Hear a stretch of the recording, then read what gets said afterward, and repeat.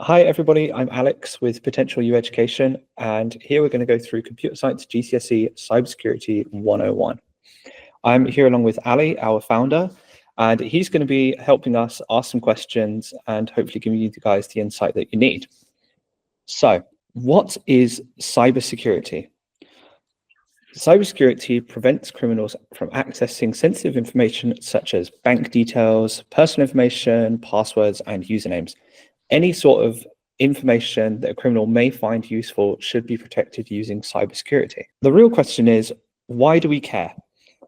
With technology rapidly developing all the time, we don't want criminals to get ahead of us and steal our information.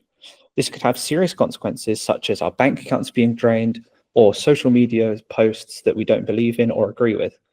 So here are the types of cybersecurity threats. There's social engineering, malicious code, and human error. So forms of cyber attacks, which come under malicious code. An insider attack, when someone inside of an organization gives away sensitive information. A passive attack, when an attacker listens in to a connection. And an active attack, when a bad actor writes malicious code to gather sensitive information. Any questions? How can you tell the difference? How can you tell the difference? So usually, when there's an insider attack, you'll find that some information has been stolen. And sometimes companies will plant information that they expect employees to steal. So they might place some information on certain people's computers if they think that they might be spying or giving it to another organization. And then that way, if that information is leaked, then they know where it's come from because they've only given it to one person. So you can sort of trap people into giving out information, as well as you can check the IP it's been sent from. Which one is most common? The most common attacks are passive attacks. So when people eavesdrop on data packets, that's usually over unsecured networks, which is why you're often told don't connect to public Wi-Fi and don't connect to, don't leave Bluetooth on if you're not using anything, because hackers can get access through Bluetooth. So if you're using your phone and you don't have a watch or you don't have headphones connected, you should turn off Bluetooth at all times. Oh wow! How can they connect? How can they get into you through Bluetooth then? So Bluetooth sends off some small data packets, barely anything. However, they can read these and try and understand the information that's going through. It's very, very unlikely, and someone would have to stand next to you for ages and ages, but it is possible. Okay. So my old computer science teacher always told us to turn off our Bluetooth if we're not using it. So, social engineering. Social engineering is a tactic used by cyber criminals to deceive individuals into revealing confidential information. So that can be through them pretending to be IT, your boss, your bank, any of these things. And that way they can be given sensitive information. They also have techniques called farming, which is where they'll set up a server that redirects legitimate users. So if you searched www.amazon.com, then somebody might have access to that server and be able to redirect it to another version that looks like Amazon.com, but is in fact just stealing your information. Blagging is another type of social engineering, which is where they just lie to you. It's pretty easy to set up. And phishing is where you make an email look like it's from a legitimate sender, even though it's not. Another type is shouldering, which is where you just look over someone's shoulder. So that's why you should always put your hand over a pin pad when you're typing in your information to a bank ATM or something like that. Oh wow! And how would you actually recognize, for example, if a server is not legit? Usually you can tell because it will be a smaller business. This is unlikely to happen to a large business. Or spellings might be off, fonts might be off. Very similar to when phishing takes place. You'll usually look at spellings or URLs as well. Okay. But it's usually quite hard to identify? Yes, I'd say so. Yeah, And I've not heard of many farming cases. okay, but would you find that they normally try and talk about the same things or try and lie about the same Yeah, things? if they're stealing from a certain website, they'll try and use company logos. They'll try and talk about company products. They'll try and look as legit as possible. I see. I see. I think that Yeah. reminds me of something I see a lot on especially Facebook. Lots of people posting about giving like they'll design a website for free, or they'll do something for your business for free, and because they're trying to build up their portfolio or something, and it seems legitimate, and it seems like they're starting out and they're trying to get something going, but I think a lot Yeah. of them are not as legitimate when you look at their profiles. Yes, yeah. So You'll find that they're not who they say they are. yeah, and some it's easy to miss out small details as well. Especially when it sounds too good to be true. Yeah. Usually, if it sounds too good to be true, it usually is. Yeah. Malicious code. So viruses, so pieces of malware, which is malicious software that infect a computer and then replicate themselves to be passed on to another one. Trojans are harmless looking, usually free software that contains malicious code hidden within. So like the Trojan horse. Ransomware, which is where they hijack data on the computer and then encrypt it. And they use very complex encryption. So the only way you can decrypt the information and get it back is by paying them, and they'll decrypt it for you. And then spyware sends back keystrokes to the hacker. So if you're infected with spyware, then they'll be able to see what you've typed in as your password and your username. Adware, which is when software just causes ads as pop-ups all across your devices. And then denial of service attacks, which is where multiple connections will try and get onto a server, loads and loads and loads of fake users, and it'll overload it and cause it to crash. So why would someone want to do a denial of service attack? So if you're up against a competitor in a market, you might want to crash their website, or for instance, Shopify or Squarespace. I mean, they probably compete. I don't think they ever would, but they might be able to do something like that. Yeah, I mean, if you don't agree with what a company says, or you don't like the people that run it, then you can run these attacks. It requires a lot of computing power, but that's relatively easy to get nowadays because you can hire vast amounts of servers off of Amazon or off of Google. So yeah, it becomes more and more accessible. Yeah, and which of these do you think is the most dangerous, or the one to look out for the most?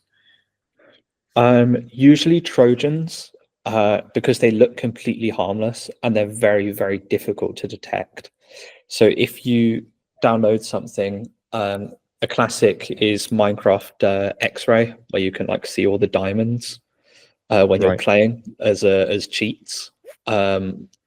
99% of the time, those are viruses. So, Wow. yeah. So anything that looks a bit dodgy, you probably shouldn't download it. And if you do want to download it, then you should do it on a virtual machine or a virtual desktop, so that if that breaks, then only this virtual thing breaks. It doesn't matter. I see. How would how would I get onto a virtual desktop then? So at the university that I go to, there's something called Microsoft Azure, and that's virtual desktops. You can also set them up within your console. I'm not sure how to do it myself, but I know that you can, and they can run software for you. Bear in mind, it will be slower than actually running it on your own machine. I think another one would be Parallels. If you're running Mac, then you can run Parallels and then run Windows. But that's through a virtual machine because you don't have access to that software. Right. Okay. And those are free to use? I think so. Yeah, there's definitely like some way that you can set them up for free. A lot of them will be paid. Like the easier it is to use, the more likely it is to be a paid thing. Yeah. Brilliant. Now, your steps to enhance your cybersecurity is to assess your current security. So take a look at all of your passwords. Are they all the same? Are they easy to guess?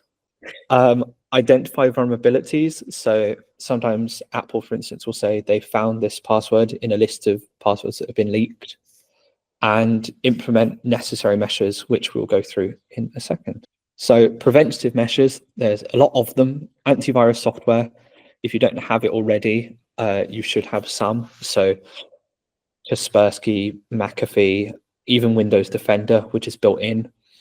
They've got a database of all of the viruses that they know of and how to counter them. I'm not sure of the specifics, but you don't need to know it for GCSE. You just need to know that there's a database.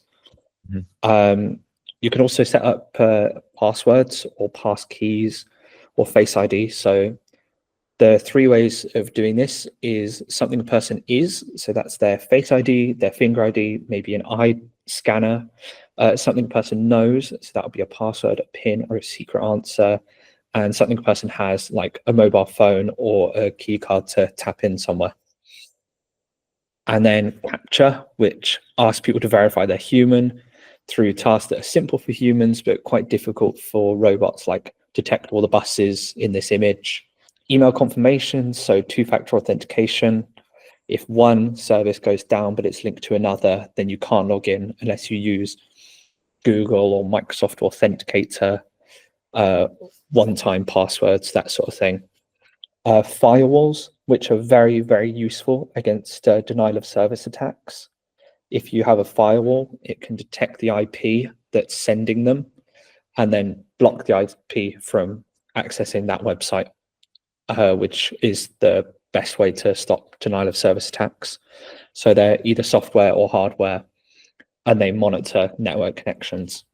And then penetration testing, which is an if you can't beat them, join them approach, where you hire people from inside or outside of the company to try and hack your own company and then tell you what issues they've spotted. So about the antivirus, then, are they all good? Are there any ones that you probably don't want to go near?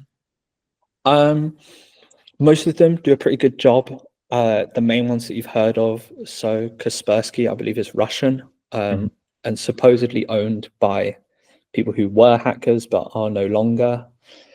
McAfee, I've heard people complain that it has a load of pop-ups and it's really annoying. Okay. You need to redo your McAfee. It also updates at random times and crashes your computer. AVG is another one that I've heard of, but I haven't heard anything too bad about that. And Windows Defender is pretty good for most cases, unless it's something very advanced.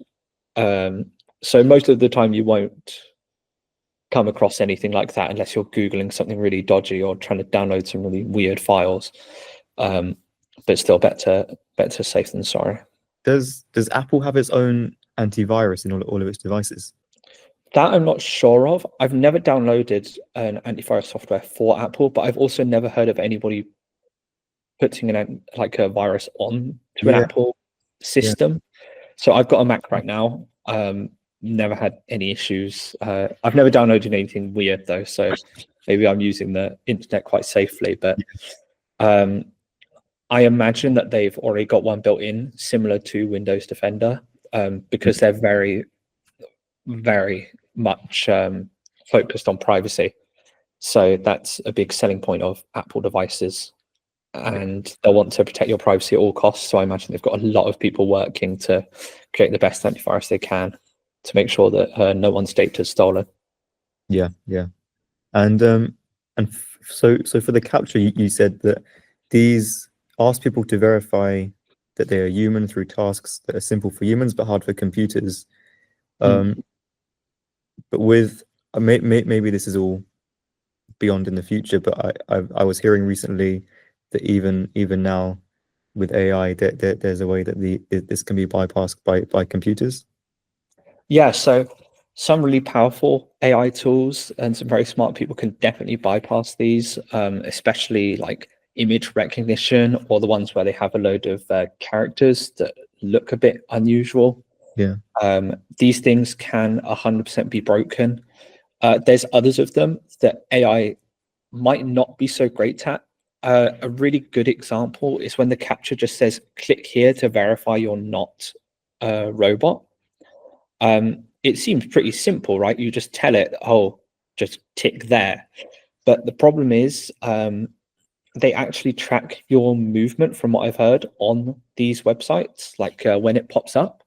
So they'll track your mouse movement. And if your mouse movement is too precise, then they'll say, well, that's a robot, because it's not missed a single pixel and it's managed to just go straight across, straight up and click. Whereas most humans will do some sort of like tiny little movements that prove that they're human, because they're not exactly perfect. Wow. Oh, wow.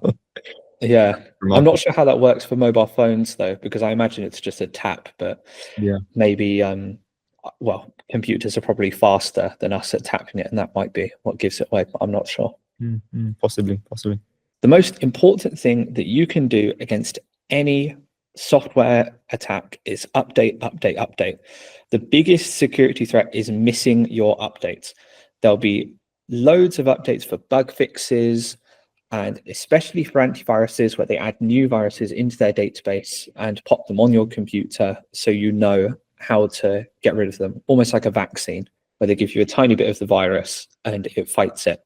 So you need to make sure that you're constantly keeping these things updated, no matter how annoying it is. Password cracking is an interesting thing. So this is where hackers will find a list of common passwords. So please do not have your password as password 123 or password. That will definitely be at the top of their list for how to break them. And interestingly, the best passwords are not those that have lots of capitals and lots of numbers and lots of symbols. The best passwords that you can create are just long.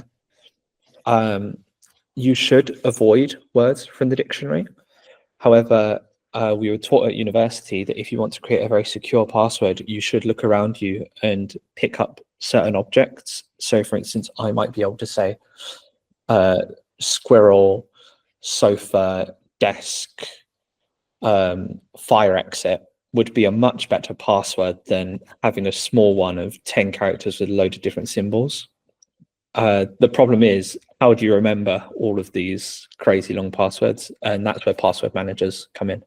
So you should have a very secure password for your password manager, and then let your password manager do the rest. So often, Root, for example, when you're making a password, normally, for example, with Chrome, it just suggests a password for you. So you're saying that that would be less secure than making up a more complex one with random words in it. The ones that Chrome makes for you will definitely be the most secure that you can do. Okay. And you should follow through with those every time that they offer them. However, the password for your Chrome account, which holds all of these, has to be just as secure, if not more secure. So if you can figure out what one of the Chrome passwords is and then stitch it on with another one, so it's double the length, then that would probably be your best bet. The only problem is that no one's going to ever remember that. Yeah. So yeah, just try and come up with something that you can remember. As long as it's a bit long, then that's what slows things down for hackers trying to crack your password. I remember you were telling me a couple of months back how long it would take for a hacker to figure out a password, right? Yes, yeah.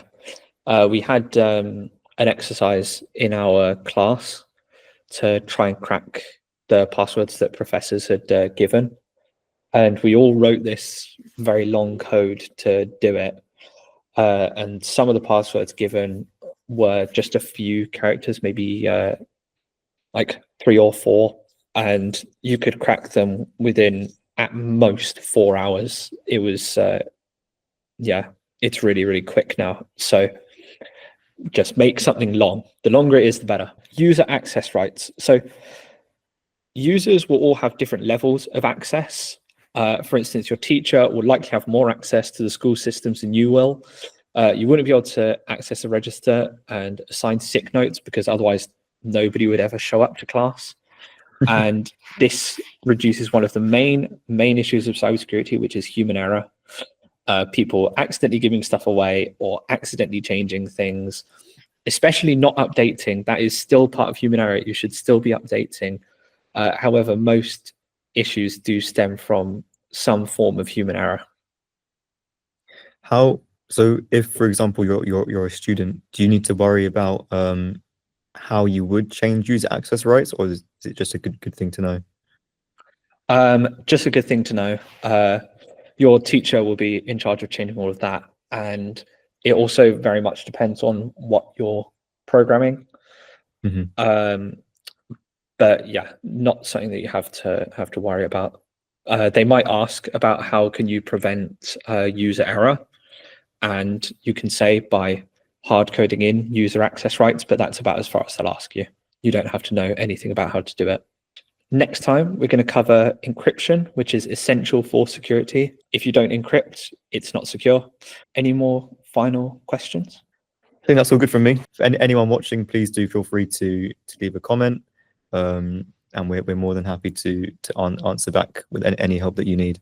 Thanks everybody for checking us out, and stay tuned for next time when we will cover encryption essentials for security. We'll make sure to see you then. Fantastic. Thanks, Alex. Bye, everyone.